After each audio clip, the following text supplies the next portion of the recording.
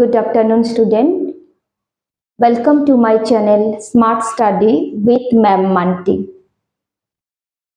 আজি আমি ভাৰতীয় ৰাজনীতিৰ চ্যাপ্টাৰ 1ৰ দেশ বিভাজন সম্পৰ্কে আলোচনা কৰিম আৰু ভিডিঅখন আৰম্ভ কৰাৰ আগতে মই তোমালোকক ভিডিঅটো স্কিপ নকৰাকৈ চাবলৈ অনুৰোধ কৰিম কাৰণ তোমালোকে যি উদ্দেশ্যত ভিডিঅটো চাবা যদি স্কিপ কৰি থাকা তেনেহলে তোমালোকে ভিডিঅটো ভালকে বুজি নাপাবা আৰু যি সকলে মোৰ চেনেলটো নতুনকৈ চাই আছা তোমালোকে সাবস্ক্ৰাইব কৰিবা লগতে লাইক আৰু কমেন্ট কৰিব পাহৰি নাযাবা তো লেটস স্টাৰ্ট দ্য টপিক যে আগৰ ভিডিঅটোত মই এইখন চ্যাপ্টাৰৰে ফাৰ্স্ট পাৰ্টটো আলোচনা কৰিছিলো যি সকলে আজিৰ ভিডিঅটো চাই আছা নতুন বা মোৰ ফাৰ্স্ট ভিডিঅটো চোৱা নাই তেওলকে ফার্স্ট ভিডিঅটো চাই লবা তেতিয়াহলে তোমালোকে বুজি পাবা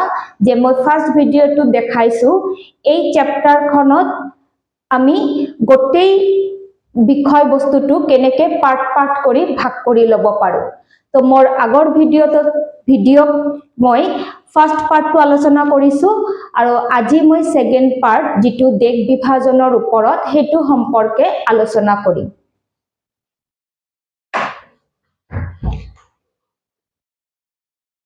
So students, দেশ বিভাজন মানে যে আমাৰ ভাৰতবৰ্ষক দুটা ভাগত ভাগ কৰা হয় এটা হল ইন্ডিয়া আৰু এটা হল পাকিস্তান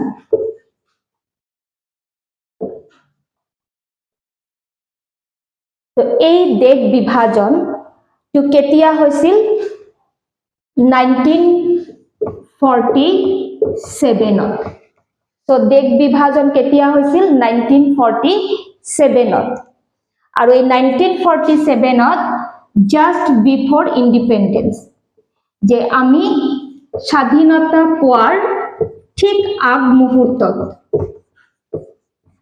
আমাৰ ভাৰতবৰ্ষক দুটা ভাগত ভাগ কৰা হয় 14 আগষ্ট 1947 পাকিস্তান নামৰ নতুন দেশ গঠন কৰা হয় আৰু 15 আগষ্ট 1947 ইন্ডিয়া ইন্ডিপেন্ডেন্ট অৰ্থাৎ স্বাধীন দেশ হিসাবে ঘোষণা কৰা হয় তো এই যে আমাৰ দেশটো ভাগ কৰা হল দুটা ভাগত এতিয়া কিহৰ ভিত্তিত আমাৰ দেশ ভাগ কৰা হৈছিল বা এই দেশ বিভাজন কিয় হৈছিল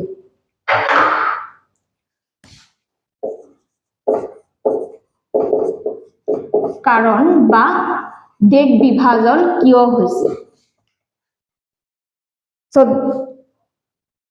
দেশ বিভাজনৰ বহুত কাৰণ আছিল কাৰণ যেনেকুৱা এটা কাজিয়া ধৰা এটা ঘৰে ধৰি লোৱা যে আমি যিখন ঘৰত আছো সেই ঘৰখনত হয়তো 4-5 জন ভাইক আছে এটা সময়ত কি হয় ভাইক বিলাকৰ মাজত কাজিয়া লাগি ঘৰখন ডিভাইড হৈ যায় ভাগ ভাগ হৈ যায় তো এই যে কাজিয়াটো লাগিল ঘৰত সেই কাজিয়াটো কিন্তু এটা দিনত লগা নাই বহুত এনেকুৱা কথা আছে যিবিলাক হৈ এটা সময়ত কাজিয়াটো ডাঙৰ আকাৰ লয় আৰু ঘৰখন ডিভাইড হৈ যায় ঠিক তেনেদৰে আমাৰ দেশ ভাগ হোৱাৰ পিছতো মানে আমাৰ দেশটো বিভাজন হোৱাৰ আৰতো বহুত কাৰণ আছিল তো মেইন যেটো কাৰণ আছিল হেতু আছিল ব্ৰিটিছ যে ব্ৰিটিছে কি কৰিল আমাৰ মাজত আমাৰ হিন্দু আৰু মুছলমান লোকসকলৰ মাজত এটা ভুল বুজাবুজিৰ সৃষ্টি কৰিল বা অবিশ্বাসৰ সৃষ্টি কৰিল তো এই অবিশ্বাস আৰু ভুল বুজাপৰাৰ পৰা লাহে লাহে ধৰ্ম লৈ এই দুটা জাতিৰ মাজত মানে ভেদাভেদ আৰম্ভ হ'ল। তো সেই কাৰণে যদিও ব্ৰিটিছে মেইন দায়ী আছিল আমাৰ দেশ বিভাজনৰ কাৰণ, মানে দেশ বিভাজনৰ কাৰণে, কিন্তু ব্ৰিটিছে মানে প্ৰস্তাৱটো দিয়া নাছিল। ব্ৰিটিছে কি কৰিছিল, পৰোক্ষভাৱে বেলেগৰ জৰিয়তে আমাৰ দেশ বিভাজনৰ প্ৰস্তাৱ দাঙি ধৰিছিল। সেই কাৰণে কি কোৱা হয় যে এই যে পৰোক্ষভাৱে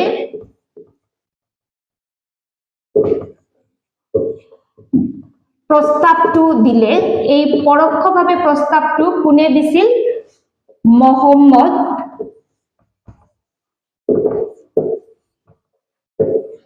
আলী জিন্না। গতিকে মহম্মদ আলী জিন্নাক আমি দেশ বিভাজনৰ মেইন কাৰণ বুলি ক'ব পাৰি।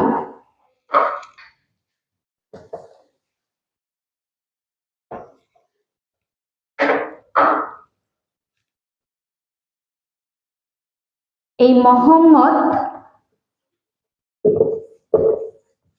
মহম্মদ আলী জিন্নাই কি কৰে, দ্বিজাতি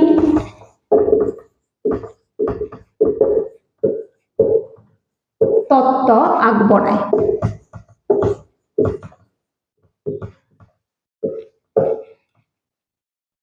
আৰু এই দ্বিজাতি তত্ত্বক কি কোৱা হৈছে, দেশ বিভাজনৰ মূল আধাৰ। তো এই দ্বিজাতি তত্ত্বটো কি হয়, দেশ বিভাজনৰ মূল আধাৰ। দ্যাট মিন্স আমাৰ দেশ বিভাজনৰ প্ৰধান কাৰণটোৱে হৈছে দ্বিজাতি তত্ত্ব। তো এই দ্বিজাতি তত্ত্বটো কোনে আগবঢ়াইছিল, মহম্মদ আলী জিন্না। আৰু এই মহম্মদ আলী জিন্না কোন আছিল, এই মহম্মদ আলী জিন্না আছিল মুছলিম লীগৰ নেতা।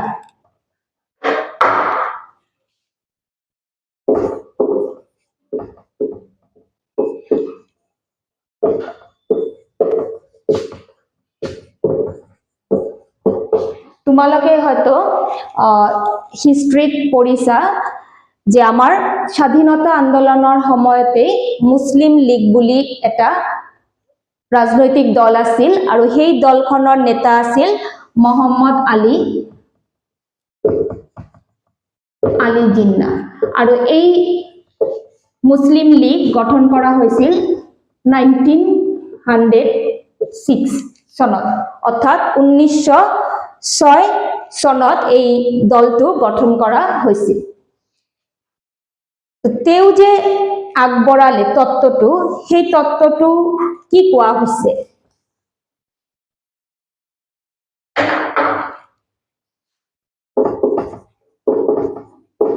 দ্বিজাতি তত্ত্বটোত কি কোৱা হৈছে যে দ্বি মানে দুটা, আৰু ইয়াতে জাতি মানে কাক বুজাইছে, হিন্দু আৰু মুছলমান। যে এই তত্ত্ব মতে ভাৰতত অকল দুটাই জাতি আছে, এটা হল হিন্দু আৰু এটা হল মুছলমান। অৰ্থাৎ ভাৰতত দুটা ধৰ্মৰ মানুহে বেছি আছে, এটা হিন্দু ধৰ্মৰ মানুহ আৰু এটা হল ইছলাম ধৰ্মৰ মানুহ। আৰু এই তত্ত্ব মতে, অৰ্থাৎ মহম্মদ আলী জিন্নাৰ মতে, যেহেতু ভাৰতত দুটা জাতি আছে, গতিকে ধৰ্মৰ ভিত্তিত ভাৰতবৰ্ষক দুটা ভাগত ভাগ কৰিব লাগে। হিন্দুসকলৰ কাৰণে হিন্দুস্তান অৰ্থাৎ ভাৰতবৰ্ষ, আৰু ইছলাম ধৰ্মৰ মানুহখিনিৰ কাৰণে পাকিস্তান। তো তেওঁ এই যে তত্ত্বটো আগবঢ়ালে, এই তত্ত্বৰ ভিত্তিত ব্ৰিটিছ বিলাকে কি কৰিলে, ভাৰতবৰ্ষক দুটা ভাগত ভাগ কৰি দিলে। তো এই মহম্মদ আলী জিন্নাই যেতিয়া দ্বিজাতি তত্ত্ব আগবঢ়াইছিল, তেতিয়া কংগ্ৰেছে ইয়াক সমৰ্থন কৰা নাছিল। বহুত মুছলমান মানুহেও ইয়াক সমৰ্থন কৰা নাছিল, কিন্তু ব্ৰিটিছসকলে এই প্ৰস্তাৱটো একসেপ্ট কৰি লয় আৰু তেওঁলোকে এই প্ৰস্তাৱ মতে ভাৰতক স্বাধীনতা দিয়াৰ আগতে দুটা ভাগত ভাগ কৰি দিয়ে। তো তোমালোকে বুজি পাইছা না যে ভাৰত বিভাজনৰ কাৰণটো কি? যে ভাৰত বিভাজনৰ মূল কাৰণটো হৈছে দ্বিজাতি তত্ত্ব। দ্বিজাতি মানে দুটা জাতি, হিন্দু আৰু মুছলমান। আৰু ভাৰতত যেহেতু এই দুটা জাতিয়ে আছে, গতিকে হিন্দুসকলৰ কাৰণে হিন্দুস্তান আৰু মুছলমানসকলৰ কাৰণে পাকিস্তান গঠন কৰিব লাগে। আৰু এই দ্বিজাতি তত্ত্বটো আগবঢ়াইছিল মহম্মদ আলী জিন্নাহ। তো এই তত্ত্বটোৰ আধাৰত আমাৰ ভাৰতবৰ্ষ দুটা ভাগত বিভক্ত হয়। তো এইখিনিতে তোমালোকে কিছু সৰু সৰু কোৱেশ্চন পাবা, যেনেকুৱা দেশ বিভাজনৰ কাৰণ কি? 1 মাৰ্কত তো তোমালোকে লিখিবা যে দেশ বিভাজনৰ প্ৰধান কাৰণটো হৈছে দ্বিজাতি তত্ত্ব।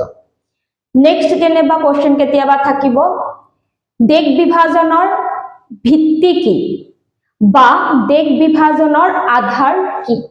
তো আধাৰ বা ভিত্তি অৰ্থাৎ যিটোৰ ওপৰত ভিত্তি কৰি আমি ভাগ কৰিলো, তো সেইটো তেনেকুৱা টাইপৰ কোৱেশ্চন আহিলেও তোমালোকে এনসাৰটো লিখিব লাগিব দ্বিজাতি তত্ত্ব, যে ভাৰত বিভাজনৰ আধাৰ বা ভিত্তি হল দ্বিজাতি তত্ত্ব। তাৰপিছত তোমালোকৰ যেনেকুৱা কোৱেশ্চন থাকিব, দ্বিজাতি তত্ত্ব কোনে আগবঢ়াইছিল? মহম্মদ আলী জিন্নাহ। তাৰপিছত তোমালোকৰ কোৱেশ্চন থাকিব পাৰে যে দ্বিজাতি তত্ত্বটো ব্যাখ্যা কৰা। তো ব্যাখ্যা কৰা বুলি থাকিলে 2 মাৰ্ক থাকিব, আৰু 2 মাৰ্ক থাকিলে তোমালোকে লিখিব লাগিব যে তত্ত্বটো যেনেকে মই এক্সপ্লেইন কৰিলো তেনেকে তোমালোকে এক্সপ্লেইন কৰিব লাগিব। আকৌ ইয়াতে তোমালোকে কেতিয়াবা কোৱেশ্চন পাবা যে দ্বিজাতি তত্ত্বৰ আধাৰত নতুনকৈ গঠন কৰা দেশটোৰ নাম কি? তো দ্বিজাতি তত্ত্বৰ আধাৰত নতুনকৈ কোনটো দেশ হল? পাকিস্তান নামৰ দেশটো সৃষ্টি হল। তো এনেকুৱা শৰ্ট কোৱেশ্চন তোমালোকে ইয়াৰ পৰা পাবা। আৰু কেতিয়াবা যদি এইটো 4 মাৰ্কত দিয়ে, তেতিয়াহলে তোমালোকে গোটেই শৰ্ট কোৱেশ্চন খিনি যদি একেলগে কৰি লিখা, তেতিয়াহলে তোমালোকৰ কিন্তু 4 মাৰ্কৰ এনসাৰৰ কাৰণে হৈ যাব। এতিয়া আমি নেক্সট টপিক লৈ গুচি যাম।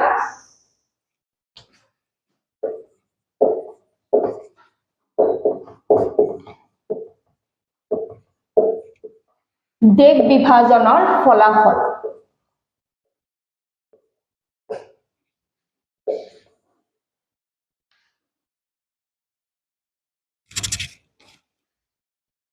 দেশ বিভাজনৰ ফলাফল বা কেতিয়াবা তোমালোকে কোৱেশ্চনত প্ৰভাৱ বুলিও পাবা, আকৌ পৰিণতি বুলিও পাবা। তো যিকোনো এটা শব্দ থাকিলেই তোমালোকে এইটো এনসাৰ লিখিব পাৰিবা যে দেশ বিভাজনৰ ফলাফল। ফলাফল মানে যে আমি দেশটো যে ভাগ কৰিলো, ভাগ কৰাতে আমি কেনেকুৱা অসুবিধাৰ বা ভাগ কৰাৰ পিছত কি কি হল সেইখিনি কোৱা হ'ব ফলাফল। এতিয়া ধৰা দেশ বিভাজন কৰাৰ ফলত কি হল? ট্ৰান্সফাৰ অফ পিপল, অৰ্থাৎ এটা জাগাৰ পৰা আন এটা জাগালৈ মানুহ যাব লগা হল। যেহেতু ধৰ্মৰ ভিত্তিত দেশটো ভাগ কৰা হল, যে মই ইতিমধ্যে তোমালোকক কলো যে হিন্দুসকলৰ কাৰণে কি কৰা হল? হিন্দুস্তান, আৰু মুছলমানসকলৰ কাৰণে কি বনোৱা হল? পাকিস্তান। গতিকে এতিয়া হিন্দু মানুহখিনি ক'ত যাব? ভাৰতবৰ্ষত, আৰু মুছলমান মানুহখিনি ক'ত যাব? পাকিস্তানত। তো এই যে যেনেকে ভাগটো কৰা হল, ধৰি লোৱা এইটো ইণ্ডিয়া, ইয়াক আমি ভাগ কৰি দিলো। এতিয়া এইটো সাইডত হিন্দুস্তান, এইটো সাইডত পাকিস্তান। ইয়াতে হিন্দু মানুহ আছে, মুছলমান মানুহ আছে, দুটাই আছে। ইয়াতো হিন্দু আছে, মুছলমান আছে। গতিকে যেতিয়া দেশ বিভাজন হৈ গল, ইয়াৰ পৰা মুছলমান মানুহখিনি ইয়াত আহিব লাগিব, আৰু ইয়াৰ পৰা হিন্দু মানুহখিনি ইয়াত যাব লাগিব। গতিকে এই যে মুভমেন্ট অফ পিপল, এই মুভমেন্টটো কোৱা হৈছে ট্ৰান্সফাৰ অফ পিপল, যে দেশ বিভাজনৰ ফলত কি হল, এটা জাগাৰ পৰা আন এটা জাগালৈ মানুহ যাব লগা হল।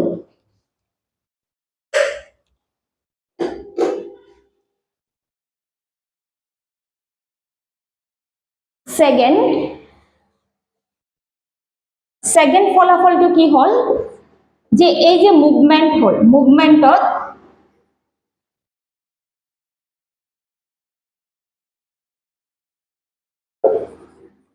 people lost their lives, property, অর্থাৎ যে এই যে এটা জায়গার পৰা আন এটা জায়গালৈ মানুহখিনি যাব লগা হল, এই যোৱাৰ সময়ত বহুত মানুহৰ কি হল, জীৱন ধ্বংস হৈ গল। দ্যাট মিন্স বহুত মানুহ মৰিলে, লগতে প্ৰপাৰ্টি অৰ্থাৎ সম্পত্তিও নষ্ট হল।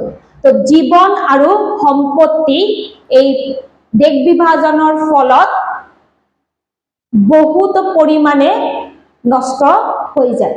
অৰ্থাৎ ধৰি লোৱা এজন মানুহ ভাৰতৰ পৰা পাকিস্তানত গৈ আছে, সেই মানুহজনৰ ভাৰতত হয়তো বহুত প্ৰপাৰ্টি আছে, বহুত জায়গাত হয়তো মাটি আছে, এতিয়া গোটেই মাটি তেওঁ উঠাই লৈ যাব পাৰিব, তেওঁ হয়তো ডাঙৰ এখন ঘৰ বনাইছে, সেই ঘৰখন গোটেই ভাঙি লৈ যাব নোৱাৰে। তো বাকি বস্তু আৰু এনেকা বহুত আছে যি বস্তু আমি যেতিয়া এটা ঘৰ পটককে চেঞ্জ কৰিব লগা হয়, আমি কিন্তু গোটেই বস্তু লৈ যাব নোৱাৰো। তো বিশেষকৈ মাটিটোতো আমি উঠাই ল'ব নোৱাৰো। গতিকে এই বিভাজনৰ ফলত বহুত মানুহৰ সা সম্পত্তিৰ বিনষ্ট হয়। থাৰ্ড,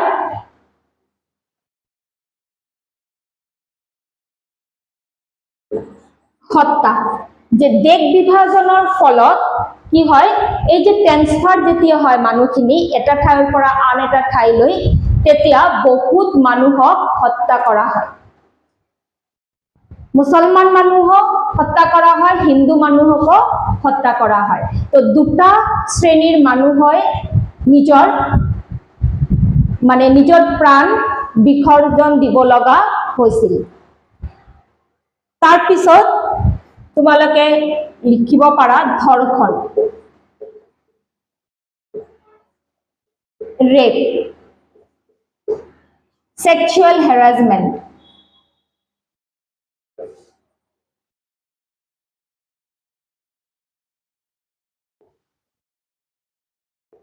যাক আমি যৌন নিৰ্যাতন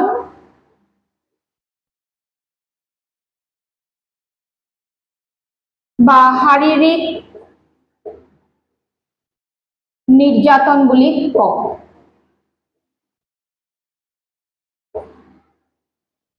মানসিক নিৰ্যাতন, যে এটা একটা ডাঙৰ মানে কি হয় ফলাফল, যে এই যে দেশ বিভাজন হল, এই দেশ বিভাজনত কিন্তু আটাইতকৈ বেছি সাফার কৰিছিল, অৰ্থাৎ আটাইতকৈ বেছি কষ্ট পাব লগা হৈছিল মহিলাসকলৰ আৰু শিশুসকলৰ। যে মহিলাসকলক কি কৰা হৈছিল, যতে ততে ধৰ্ষণ কৰা হৈছিল, ৰেপ কৰা হৈছিল, তেওঁলোকক কুৎসিত ইংগিত দিয়া হৈছিল, তেওঁলোকক সেক্সুয়াল হ্যাৰাসমেন্ট কৰা হৈছিল। আৰু এটা ছোৱালী বা এটা মহিলা যেতিয়া এনেকুৱা সিচুৱেশনৰ ভিতৰত দি যায়, তেতিয়া অটোমেটিক্যালি তেওঁ মানসিকভাৱে মানে দুৰ্বল হৈ পৰে আৰু মানসিকভাৱে ভাৰসাম্যহীন হৈ পৰে। গতিকে শাৰীৰিক নিৰ্যাতনৰ লগে লগে এই দেশ বিভাজনৰ ফলত মানসিক নিৰ্যাতনো ভুগিব লগা হৈছিল। তাৰ পিছত যেনেকৈ আমি ক'ব পাৰো যে ছোৱালীবিলাকক কেনেকৈ নিৰ্যাতন সহ্য কৰিছিল, যে তেওঁলোককতো ৰেপ কৰা হৈছিল, সেক্সুৱেলি হেৰাসমেন্ট কৰা হৈছিল, লগতে যে ধৰ্মৰ হস্তান্তকৰণ।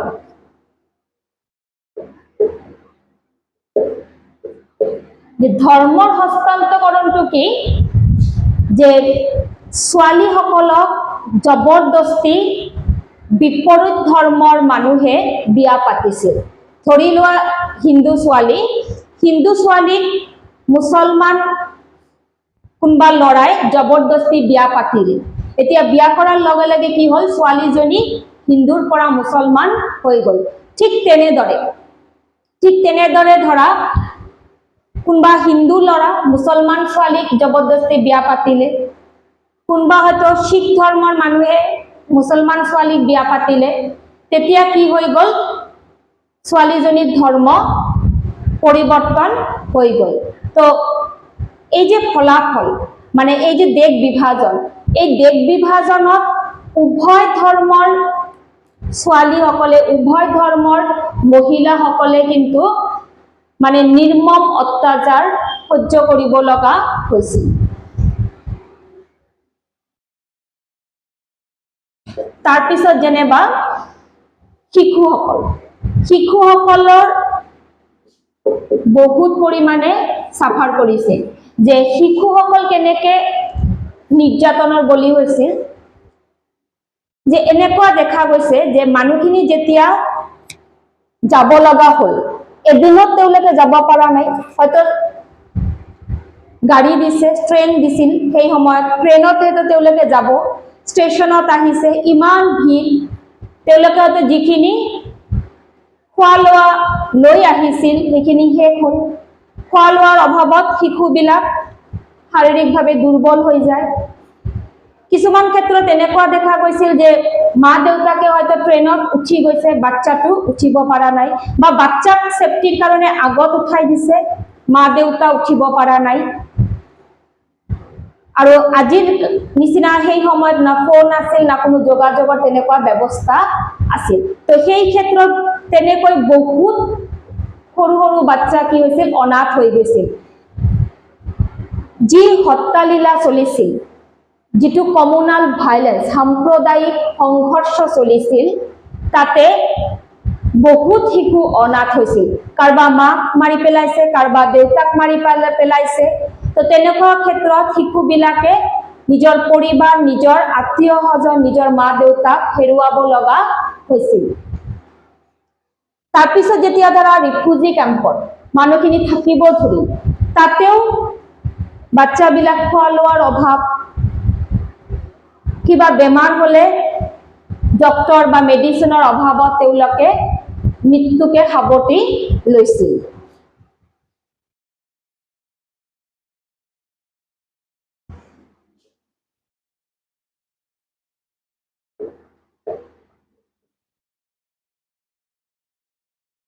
তাৰপিছত কি হয়, যে যেনেকে আমি এটা এক্সাম্পল দিলো মই, যে ঘৰখন 4-5জন ভাই ককায়েক থাকিলে ভাগ হয়, আৰু সেই ভাগৰ সময়ত কিন্তু কি হয়, যে ঘৰৰ বস্তুবিলাকো ভাগ হয়।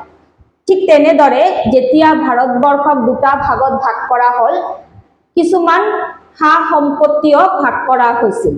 তো গতিকে আমাৰ সম্পদৰো কি হৈ গ'ল, বিতৰণ হৈ গ'ল, বা বাটোৱাৰা বুলি আমি ক'ব পাৰো, যে আমাৰ সম্পত্তিৰো বিভাজন হয় এই দেশ বিভাজনৰ ফলত।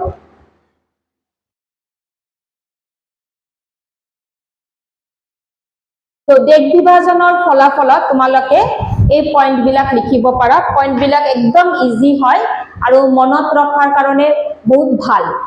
আৰু ইয়াতে মই তোমালোকক এটা ৰেফাৰেন্স দিব পাৰো, যে তোমালোকে এই দেশ বিভাজনৰ ফলাফলটো কিমান ভয়ানক আছিল সেইটো যদি ভালকে বুজিব খোজা, তোমালোকে গদৰ, এতিয়া যেনেকা গদৰ 2 বুলি এটা ফিল্ম ওলাইছে, তো ফাৰ্ষ্ট যেটো আছিল গদৰ, সেম অমিশা পেটেল আৰু সানি দেওলৰ, সেই ফিল্মখন তোমালোকে চাব পাৰা। আৰু ফিল্মখনত তোমালোকে ফাৰ্ষ্ট পাৰ্টটো নালাগে, সেকেন্ড পাৰ্টটো তোমালোকে তাতে চাবা, যে অমিশা পেটেল যিখন হোষ্টেলত আছিল, তাতে সানি দেওল খোৱা ডেলিভাৰী কৰে, যেনেকা কণী লৈ যায়, আৰু সেই তাতে এখন গান আছিল কালেক কৌৱা। তো সেই গানটো পৰা যদি তোমালোকে লাষ্টলৈকে অৰ্থাৎ সেকেন্ড পাৰ্টটো যদি তোমালোকে চোৱা ফিল্মখনৰ গদ্দাৰ ফিল্মখনৰ তোমালোকে বহুত ভালকে বুজি পাবা যে দেশ বিভাজনৰ ফলাফল কিমান ভয়ানক আছে। তো আশা কৰিছো তোমালোকে এইখিনি বুজি পাইছা। আৰু ইয়াৰ লগত আৰু এটা পোৰ্শন আছে যে দেশ বিভাজন প্ৰক্ৰিয়া। দেশ বিভাজন প্ৰক্ৰিয়াটো কি হয় সেইটো আমি এতিয়া আলোচনা কৰিম।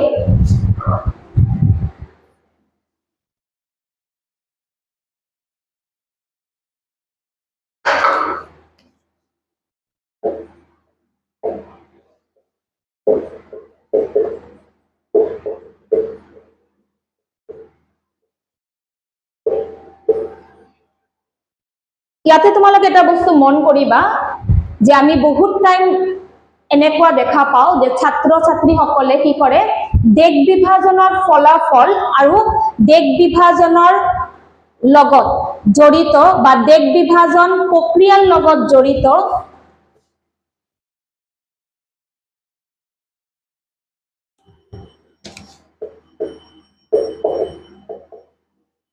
দেশ বিভাজন প্ৰক্ৰিয়াৰ লগত জড়িত সমস্যা। এইটো এনসাৰৰ লগত কিন্তু ম্যাক্সিমাম স্টুডেন্টে গন্ডগোল কৰে এনসাৰটো লিখাৰ সময়ত। তো তোমালোকে ভালকে মন কৰিবা মই ফলাফলত কি কৈছো আৰু দেশ বিভাজন প্ৰক্ৰিয়া দ্যাট মিন্স প্ৰসেসটোৰ এনসাৰত আমি কি লিখিব লাগে। ফলাফল মানে ভাগ হোৱাৰ পিছত যি সমস্যা আমি দেখা পালো। আৰু ইয়াতে সমস্যাটো কি কৈছে দেশ বিভাজন কৰাৰ সময়ত দেশটো ভাগ কৰাৰ সময়ত যিখিনি সমস্যা আমি দেখা পালো বা যিখিনি সমস্যাৰ আমি সন্মুখীন হৈছো সেই সমস্যাখিনি কোৱা হৈছে দেশ বিভাজন প্ৰক্ৰিয়াৰ লগত জড়িত। আৰু দেশ বিভাজন হোৱাৰ পিছত আমি যি দেখা পাইছো সেইটো হল দেশ বিভাজনৰ ফলাফল। যেনেকুৱা মই কৈছিলো না এক্সাম্পলত ঘৰ এখনৰ কথা। তো ঘৰখন ভাঙাৰ সময়ত ঘৰখন ডিভাইড কৰাৰ সময়ত আমি কি সমস্যা দেখা পাইছো সেইটো হৈছে দেশ প্ৰক্ৰিয়া। যেনেকুৱা ধৰা আমি ভাবি ললো যে আজিৰ পৰা আমাৰ ঘৰখন কি হ'ব সেপাৰেট হ'ব। কিন্তু এতিয়া ঘৰখন সেপাৰেট কৰাতে আমাৰ কি দেখা গ'ল আমি বস্তুবিলাক কেনেকৈ সেপাৰেট কৰিম। ধৰা ঘৰত এখনে টিভি আছে তো টিভিটো আমি দুজনৰ মাজত কেনেকৈ ডিভাইড কৰিম। বা তিনিটা ভাইয়েক আছে এটা টিভি এটা টিভিটো আমি কুকাক দিম। হয়তো ফ্ৰিজ এটা আছে গ্যাস ওভেন এটা। তো এনেকুৱা এটা এটা যেতিয়া আমি কম্বাইন থাকো এটা বস্তু থাকে আৰু সেই এটা বস্তু আমি কেনেকৈ ডিভাইড কৰিম কাৰ ভাগত কোনটো পৰিব।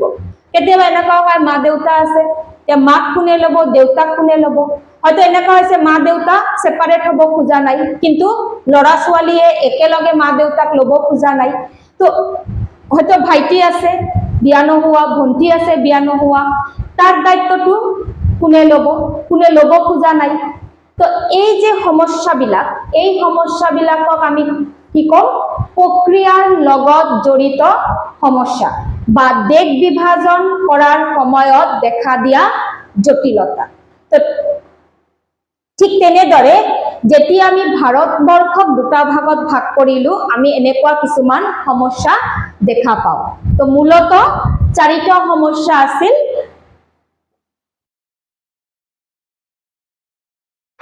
নাম্বার 1 যে কোনো এটা বিশেষ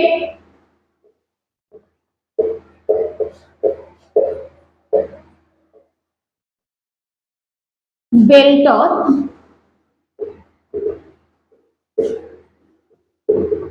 মুসলিম সংখ্যাগরিষ্ঠতা নাছিল।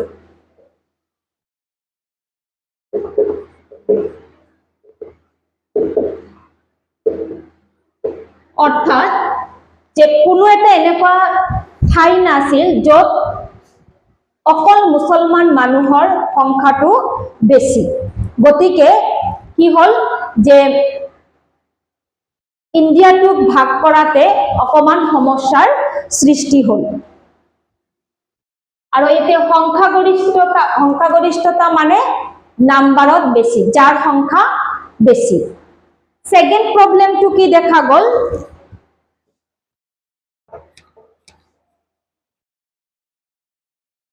সেকেন্ড প্ৰবলেমটো হ'ল যে মুছলমান সকলে সকলো মুছলমান বা আমি কিছুমানো লিখিব পাৰো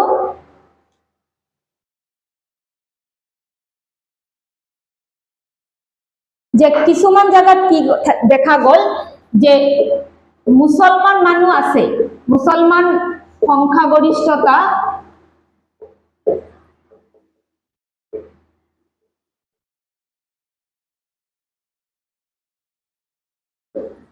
থকা সকলেও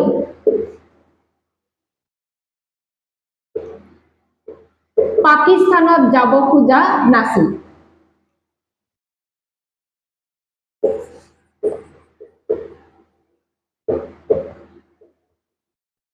অৰ্থাৎ যে এনেকুৱা মানে হয় যে আমি দেশটো ভাগ কৰিলো যে হিন্দুৰ কাৰণে হিন্দুস্তান আৰু মুছলমান সকলৰ কাৰণে পাকিস্তান কিন্তু প্ৰবলেম কি হ'ল যে কিছুমান জায়গাত মুছলমান মানুহ ঢেৰ আছে কিন্তু তেওঁলোকে পাকিস্তানত যাব নোখোজে কাৰণ তেওঁলোকে ভাৰতৰ গতিকে যেহেতু তেওঁলোকে অৰিজিনালি ভাৰততেই থাকিব খুজি আছে যাৰ কাৰণে পাকিস্তান বনোৱা হ'ল তেওঁলোকে যাব নোখোজে তো সেইটো এটা ডাঙৰ সমস্যা থাৰ্ড কি হ'ল যে থাৰ্ড সমস্যাটো মেইনলি হ'ল বেংগল আৰু পাঞ্জাবক লৈ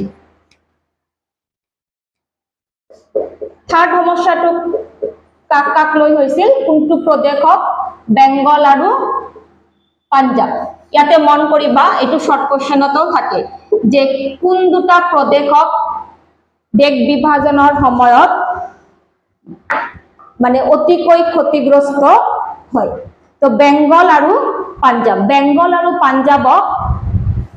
পাঞ্জাব এই দুখন প্ৰদেশক কেন্দ্ৰ কৰি অসুবিধাৰ সৃষ্টি হয় কাৰণ এই প্ৰদেশ দুটাতে কি আছিল মানে মুছলমান লোকৰ সংখ্যা বেছি আছিল কিন্তু ইয়াৰ ভিতৰতে এনেকুৱা কিছু ঠাই আছিল য'ত অমুছলমান লোকৰ সংখ্যা বেছি আছে এজে হল মুছলমান মানুহ বেছি কিন্তু কিছুমান এৰিয়া এনেকুৱা আছে য'ত অমুছলমান মানুহ অৰ্থাৎ হিন্দু মানুহ বা বেলেগ ধৰ্মৰ মানুহ মানে মুছলমান ধৰ্ম বাদ দি বেলেগ ধৰ্মৰ মানুহ বেছি তেনেকুৱা ক্ষেত্ৰত এটা নতুন পন্থা নতুন পদ্ধতি গ্ৰহণ কৰা হ'ল যে ইয়াতে আমি ডিভিশনটো কেনেকৈ কৰিম তো ইয়াতে কি কৰা হ'ল যে যোনটো জিলা বা যোনটো গাঁৱত যি ধৰ্মৰ মানুহ বেছি সেই গাঁও বা সেই জিলাটো কি হ'ব যদি হিন্দু ধৰ্মৰ মানুহ বেছি আছে তেতিয়া ভাৰতৰ লগত অন্তৰ্ভুক্ত হ'ব আৰু যদি মুছলমান মানুহ সেইটো জিলা বা সেইটো গাঁৱত বেছি আছে তেতিয়া হলে সেই গাঁও বা সেই জিলাটো কি হ'ব পাকিস্তানৰ অন্তৰ্ভুক্ত হ'ব তো সেই কাৰণে এইটো এটা সমস্যা আছিল যাৰ কাৰণে বহুতে গম পোৱা নাছিল ৰাতাৰাতি এইবিলাক হ'ল তো বহুতে গম পোৱা নাছিল যে তেওঁলোকে কোনটো দেশৰ বাসিন্দা হ'ল আৰু লাষ্ট যেটো আছিল লাষ্টটো হ'ল যে দুখন দেশতেই সংখ্যালঘিষ্ঠ দুখন দেশতেই সংখ্যালঘিষ্ঠসকলে অত্যাচাৰৰ সন্মুখীন হ'ল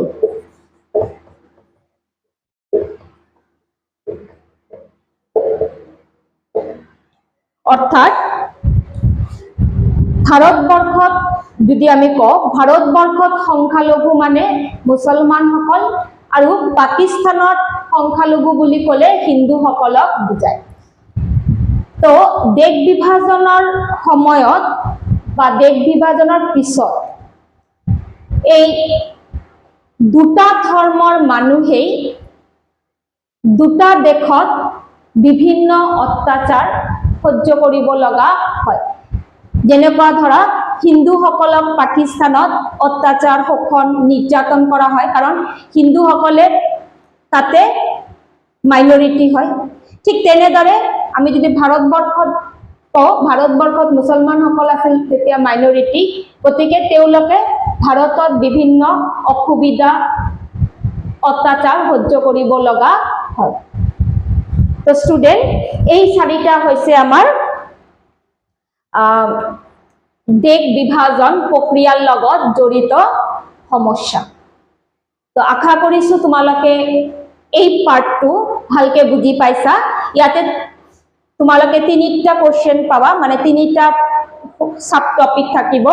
প্ৰথমটো হৈছে দেশ বিভাজনৰ কাৰণ কি বা দেশ বিভাজন কিয় হৈছিল। সেকেন্ড পাৰ্টটো হ'ল যে দেশ বিভাজনৰ সময়ত আমি কি কি জটিলতা বা সমস্যাৰ সন্মুখীন হৈছিলোঁ, যিটো মই এতিয়া ডিসকাশন কৰিলোঁ, বা দেশ বিভাজন প্ৰক্ৰিয়াটো আলোচনা কৰা। আৰু লাষ্ট পাৰ্টটো হ'ল দেশ বিভাজন প্ৰক্ৰিয়াৰ ফলাফল। তো এই তিনিটা সাব টপিক লৈ তোমালোকৰ সেকেন্ড টপিকটো দেশ বিভাজন। তো এই তিনিটা বস্তু যদি তোমালোকে ৰেডি কৰা, তোমালোকে পৰীক্ষাত ধুনীয়াকে লিখিব পাৰিবা, যিকোনো এটা কোৱেশ্চন তোমালোকৰ থাকিব। তো thank you student for watching the video and support me. তোমালোকে মনত কৰি লাইক আৰু কমেন্ট কৰিবা। লগতে যিসকলে মোৰ চেনেলটো সাবস্ক্ৰাইব কৰা নাই, তোমালোকে সাবস্ক্ৰাইব কৰিবা।